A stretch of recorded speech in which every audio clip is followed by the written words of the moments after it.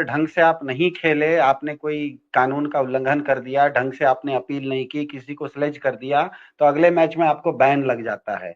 तो यहाँ पर तो एक संवैधानिक पद पर रहते हुए व्यक्ति के बारे में भारत के सर्वोच्च न्यायालय ने कह दिया कि वो असंवैधानिक काम कर रहा है। तो स्वाभाविक है कि उनके अंदर थोड़ी सी भी अगर बची हुई है नैतिकता, तो उनको खुद अपना पद छोड़ देना चाहिए। तो खैर, ये तो वो छोड़ेंगे या नहीं छोड़ेंगे, ये तो बात की बात है। लेकिन एक गलतफहमी सब लोगों को दूर कर लेनी चाहिए कि सरकारें कोई भी कानून बना सकती हैं, 400 पार से संविधान बदल सकती हैं, नहीं बदल सकती। जैसे मैं अपने सर के बाल तो कटवा सकता हूं, लेकिन मैं अपना सर नहीं कटवा सकता, क्योंकि सर मेरा मूल ढांचा है। वैसे ही भारत में कोई भी सरकार संविधान के मूल ढांचे को नहीं बदल सकती। जैसे भारत की जो संघीय व्यवस्था है, धारा 1 की भारत राज्यों का संघ है। भारत में केंद्र सरकार बाद में है, भारत में राज्य सरकार को प्राथमिकता दी गई है भारत के संविधान के पहले ही धारा के अंतर्गत। तो बीजेपी को भी ये पता है। तो इस चीज से बचने के लिए भाजपा की केंद्र सरकार ने एक बड़ा नायाब तरीका निकाला कि राज्यों में अपने कार्यकर्ताओं को गवर्नर बना के भेज दो, और राज्य सरकार कोई भी लोक कल्याण का काम करे, वैसा कोई कानून लाए तो उसको गवर्नर को कहो कि इसको मंजूरी मत दो।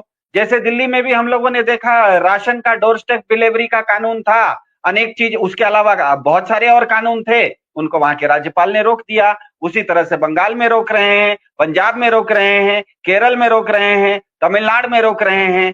तो तमिलनाडु में हुआ ये कि 10 कानून जो तमिलनाडु की राज्य सरकार ने बना दिए थे, उनको राज्यपाल ने बैठ गए उसके ऊपर हस्ताक्षर नहीं किया।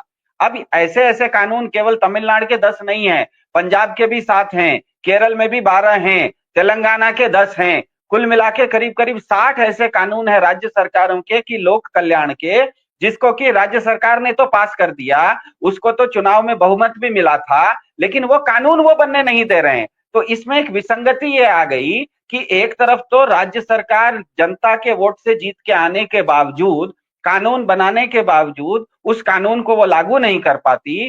दूसरे तरफ भारत के प्रधान जी किसी भी दिन रात में 8 बजे आके टीवी पर बोल देते हैं कि आज से नोटबंदी लागू हो गई, आज से लॉकडाउन लागू हो गया, तो उनकी तो कही हुई बात 8 बजे से लागू हो जाती है।